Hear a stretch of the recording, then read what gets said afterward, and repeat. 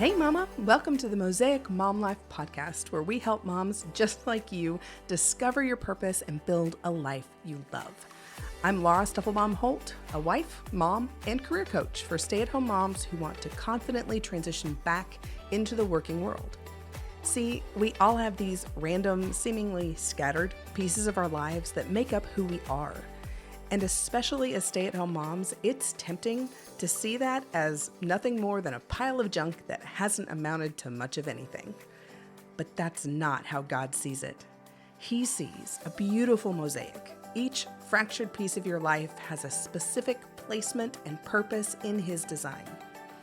Romans 8:28 says that we know that all things work together for the good of those who love God and are called according to His purpose. So, let's take Him at His word and confidently dive into the incredible Mosaic Mom life He is piecing together just for you. Here we go.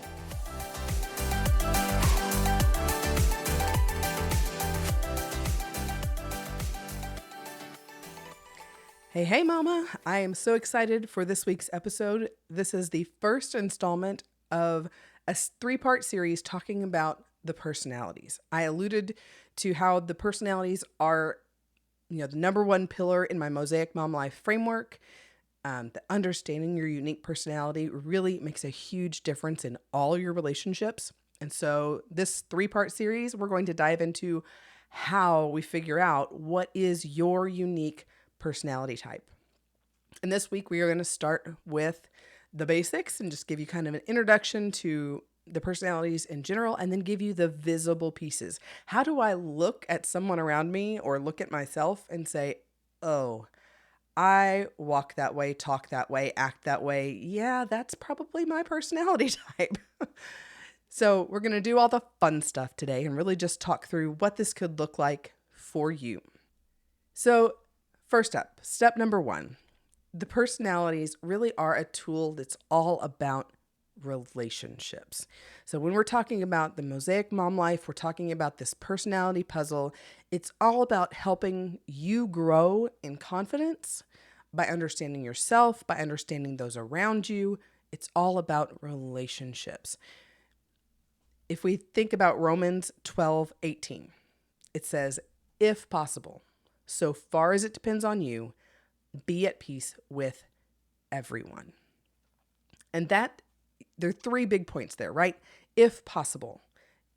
And God's kind of giving us the out that it sometimes is not possible. But if it is possible. Step two, as far as it depends on you. You are not responsible for everyone else's behavior or how someone reacts to you. But so far as it depends on you, as much as you can take responsibility and do the thing. 3, be at peace with everyone. This is kind of the guiding verse for dealing with personalities. It is my responsibility to understand my unique personality type. If I understand personalities, it's my responsibility to look at the people who are in my sphere of influence and say, I'm probably dealing with XYZ personality type. Therefore, I need to be the one to adjust my approach so that they can hear me well, so that they can feel loved by me well. So if possible, so far as it depends on you, be at peace with everyone. All right, that is your introduction quickly to the personalities. Now, the personalities themselves, there are 4 types. You have the popular sanguine, the powerful choleric, the perfect melancholy, and the peaceful phlegmatic. So 4 types. Now, you may have heard those names and gone, oh my gosh, that sounds like Greek. Don't worry. The names themselves are Greek. Hippocrates came up with those names back in 400 BC, and they have been used in multitudinous typing systems ever since. Florence Littauer, Marita Littauer are the ones who trained me in using the personalities, and they added these popular, powerful, perfect, peaceful modifiers in front of those Greek words just to make them a little bit easier to understand, a little bit easier to remember. The labels themselves are not important. If you are familiar with another typing system, such as Gary Smalley's Animals, where they might be the otter, the lion, the beaver, or the golden retriever. It's the same thing. They're the same categories. If you're familiar with the DISC profile, where they have influencing or interacting, dominance, compliance or cautious, and steadiness, 4 categories. They're the same 4 categories that Hippocrates used way back when. The labels don't matter. So if you are familiar with a different typing system and you're listening to this and going, oh, that really sounds like XYZ type from this other system, you're probably right. They're the same basic categories. So I'm going to be using popular sanguine, powerful choleric, perfect melancholy, peaceful phlegmatic. And if I'm totally honest, I almost always will shorten it down to just the Greek word because that's just how I learned. But I will try to throw in those modifiers for you because I know it can be helpful, especially as you're listening to this in an auditory type fashion. If you would rather see this kind of information in print, you can always head over to scatteredwoman.com/overview, and that will get you started in a series of blog posts that really walk you through what the personalities are and all of the pieces that we're going to be talking about for the next few podcasts. So if you want to read, head that way. Otherwise, we are going to just dive into the first kind of pieces to this personality puzzle. So if we're putting together our Mosaic Mom Lives, the personality piece has 3, or the personality piece is kind of like a puzzle. And it's got 3 main pieces: the visible pieces, the valuable pieces, and the vital pieces. So all these, easy to remember: visible, valuable, vital. Before we dive into all the crazy things, though, we're going to start with just one piece because that could be a lot for just one podcast. So we're going to start with the visible pieces. And we're going to start with the first personality type as the popular sanguine. And now we don't start with the popular sanguine because they're the most fun or they're the most important. We start with them because they are the easiest to recognize. You can walk into a room, listen and watch, and very quickly go, oh, there's a sanguine, and there's a sanguine, and there's a sanguine. They're very easy to recognize because they are described by 2 modifiers. You ready? Loud and open. Everything about the popular sanguine is loud and open. They have a loud voice that carries across the room. If you walk into a room and the first voice you hear over top of everything else going on, and you can distinctly understand what that voice is saying, no test needed. That is your popular sanguine. They have a very loud voice. They also tend to have very loud clothing. We teased my popular sanguine mother for years about her gold lame stretch pants. I mean, back in the 80s and 90s, when, stirrup pants were in fashion and they were like metallic gold. I mean, they were loud pants, and it came with a bright red sweater with a big gold lion on the front. It was a very loud outfit. And for 3 melancholy children, which is the exact opposite of the popular sanguine, by the way, we were just sometimes embarrassed by the loud clothing that our mother chose. But it was so her, and it's so perfectly her that we just tease her about it now because we can, not because we're actually embarrassed. But that's the loud part of the popular sanguine. Loud voice, loud clothing. They also are very open. They have an open mouth. My mom tells people that if you don't want this secret to become public knowledge, don't tell a sanguine, because any good story worth telling will be told. They have just an open mouth. Anything worth telling is worth telling. They also have very open body language. I picked this trait up partially from my mother and partially from my very popular sanguine drama teacher in in high school. But just big open body language, big gestures. And because I am not a popular sanguine in any way, shape, or form, when I picked this one up, I started smacking people as they walked by with my big gestures because I just wasn't as bodily aware, I think, as most popular sanguines are. And they just have this huge open body language, and it's very, very natural for them. So that's the popular sanguine. They are loud. They are open. They are all things, big and bright and bold, and we love them.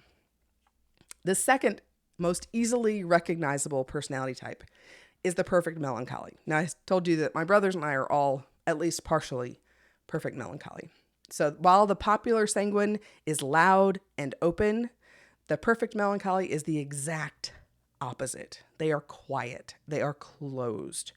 Perfect melancholies have a quiet voice. Remember, popular sanguines have a loud voice. Perfect melancholies have a quiet voice. I battle this one all the time with my perfect melancholy daughter. She's in that preteen phase and she has a lot to say, but she mumbles because that's just her natural go-to. She has a quiet voice. And I feel like Mother Gothel trying to talk to her saying, "Child, you know how I feel about the mumbling. Stop with the mumbling." But I mean, that's just her go-to. And we really have to kind of train that out of ourselves if we want to be understood in a wide spectrum. But naturally, the perfect melancholy just has a quiet voice. They also tend to have very quiet clothing. Think solid colors, one pattern at a time. You know, my go-to outfits are generally one bright color and one solid neutral. They tend to be just they don't necessarily have to be muted colors, but when a perfect melancholy chooses their colors, they're going to choose them very intentionally, and there's only going to be one bright thing going on at a time. Popular sanguines don't care. They'll mix all the patterns, they'll mix all the colors, and it's the more the better. Perfect melancholies are more reserved in their clothing choices. So perfect melancholies are quiet, they are closed. They tend to have a closed mouth. My brother, when he was younger, is very, very melancholy, has been his whole life. And he walked into the kitchen and said, "Mommy, I have something to tell you." And my mom says that she knew she had to stop and listen to this child or he may never speak again. He was that quiet. And he said, "A square has 4 sides. A triangle has 3 sides. But actually, a circle has no sides." And he turned around and walked out. That was the big thing that he needed to tell her because that was what was important to him. So when a perfect melancholy does speak, it's because it's important to them. Otherwise, they tend to have a very closed mouth. They also tend to have very closed body language. If you walk up to somebody and they've got their arms crossed and their legs crossed in that kind of "don't bother me and I won't bother you" fashion, no test needed. You have found yourself a perfect melancholy. They are big on personal space, personal bubbles. My older child, the perfect melancholy, is constantly looking at my younger child, the popular sanguine, and saying, "You are invading my bubble. Do you see my bubble? It's right here. Stop popping my bubble." So personal space is big for them, and it is emphasized by that very closed body language. So that is the perfect melancholy. The third most easily recognizable personality is the powerful choleric. And everything about the powerful choleric is epitomized by that one word in the title. It's all powerful. They have a powerful presence. They have powerful body language. They have a powerful walk. So when a powerful choleric walks into the room, the energy level changes. For good or for bad, they just have a powerful presence, whether that is an energetic energy change, like an excited energy change that you know something awesome is going to happen because these people have just walked in, or if it's a stressful immediate response where someone walks in the room and you say, "Oh man, okay." Either way, they have a powerful presence. They also have powerful body language. So if you see people with their fists on their hips, or they're pointing their finger at you, or they're slamming their fist into their open palm, very powerful body language and huge indicators of you are probably dealing with a powerful choleric, because powerful cholerics are intense. Everything about them speaks to the fact that they know what they want and they're going to go after it. when I was giving a speech, I was practicing a speech in grad school. I was standing behind a lectern and I was getting really excited about a few of my points. And when I finished, I thought I had done really, really well. And I came around the lectern and said, okay, what do you think? And my classmates just said, well, you might not want to stand behind the lectern. And I just kind of looked at them like, what? Why?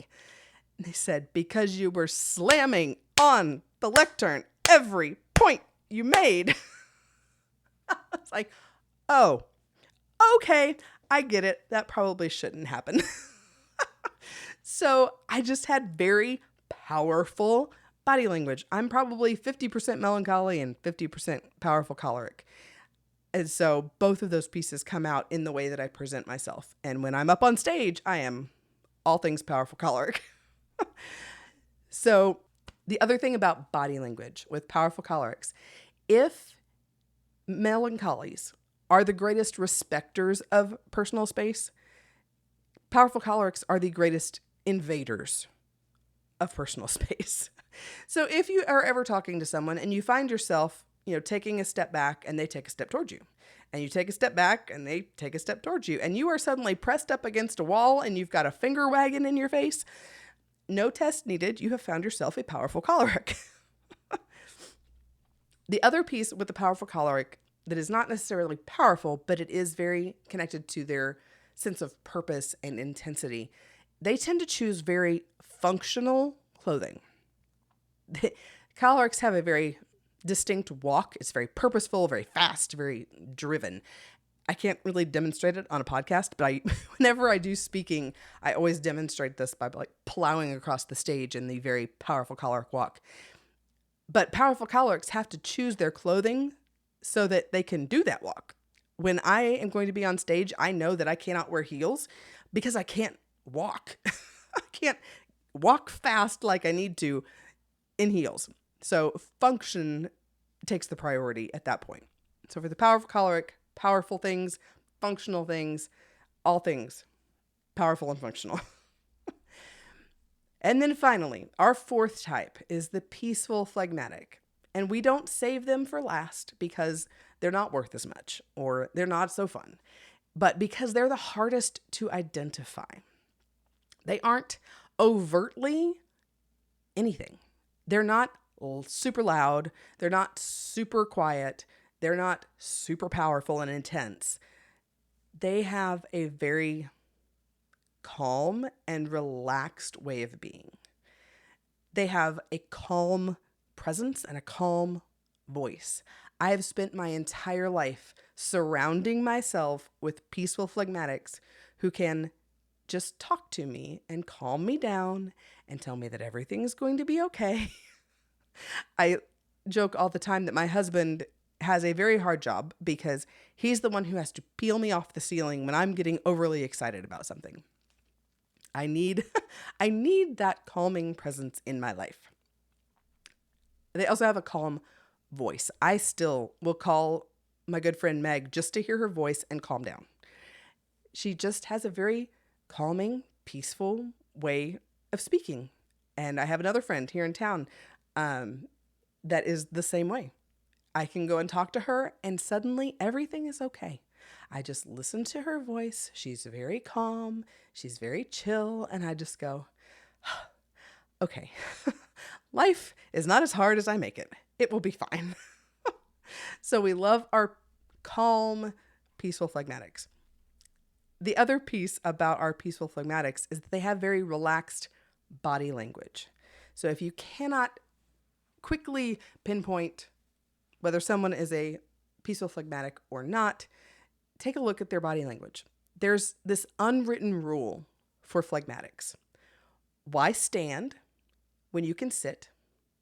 Why sit when you can lie down? And I have seen that play out so many times with the peaceful phlegmatics in my world.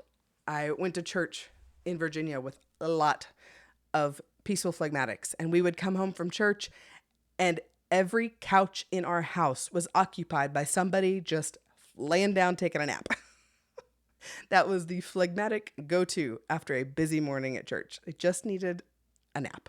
So very relaxed body language. They also tend to be very relaxed when it comes to their clothing choices. Matching, doesn't really matter.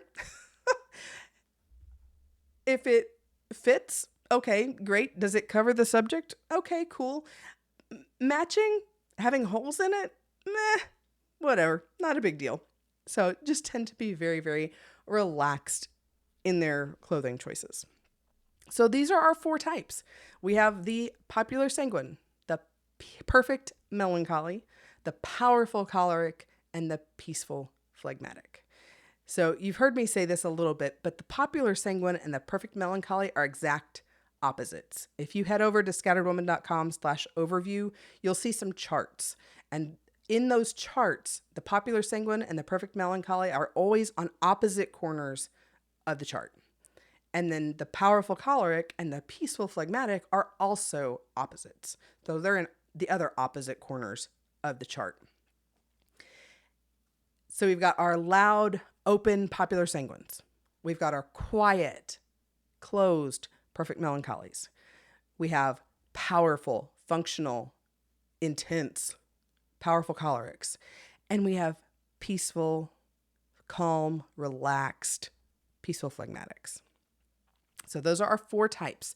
So as I've been going through these, think back. Where do you see your husband falling? Where do you see your kids? Do you see yourself in any of these personality types? Can you visibly look at the people around you and say, okay, I might be dealing with a popular sanguine. I might be dealing with a powerful choleric. Whatever type you're seeing, just take note. Because these are the visible pieces of that Mosaic Mom Life personality puzzle. And we're going to be talking more in the next couple of episodes, talking about the valuable pieces and the vital pieces. So another thing that you may notice is that I talked about how I am partly perfect melancholy and partly powerful choleric. We all have our own blend of these 4 types. I am primarily perfect melancholy and powerful choleric. I've got a few little sanguine traits thrown in there. I think I might have 1 peaceful phlegmatic trait. Not enough to write home about. But I'm some blend of all 4 of those. And that will be the same for you. You may see, oh, I have this, sanguine trait and I have this melancholy trait, but I don't know. Think about which one you have the most of. Where do you fall most predominantly? And as we go through the next couple episodes, you'll really kind of start to identify where you land with regard to the personalities. So this week, think through, what are the visible pieces in my life? If I had to say what my personality type was right now, what would be my best guess? And that may be all you get right now is just a guess. And that's fine. We will figure it out as we go. And then, once we put all of these pieces together, you'll have that first pillar of your Mosaic Mom Life. You'll be able to say, this is my personality type. This is how I function in the world. And these are the awesome things about me that I am going to bring to whatever role I step into next. Or these are the awesome traits I'm going to bring to my parenting, to my marriage, to my friendships. Like I said, the personalities is all about relationships.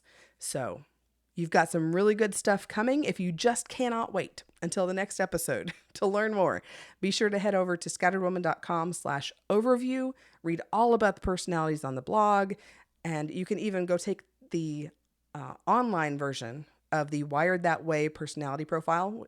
It's the same 4 typing systems, uses the popular sanguine, perfect melancholy, powerful choleric, peaceful phlegmatic. The woman who created the Wired That Way typing system is the one who certified me. So she's awesome. You should definitely go check her out. You can go to thepersonalities.com is her site.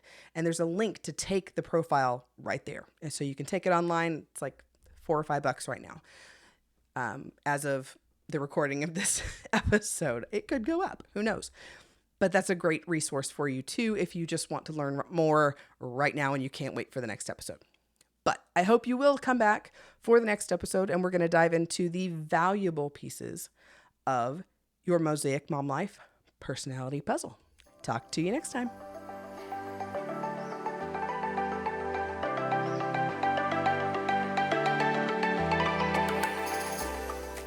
Thanks for taking time to hang out with me today. I hope you'll continue to discover new pieces of your Mosaic Mom Life each week. Do you have a question you'd like me to tackle for you in an upcoming episode? If so, be sure to send me a quick voicemail message. I'd love to hear your voice for a change and know exactly how to be praying with and for you this week. Head over to scatteredwoman.com/voicemail to leave that message. Also, if you've got a quick minute between those never-ending snack requests from your kiddos, I'd love for you to leave a quick review on the Mosaic Mom Life page on Apple Podcasts. Those reviews really help other moms find the show, discover their purpose, and start building a life they'll love too. That's all for now. Be sure to check back next week for our next episode, and I'll be talking with you again soon.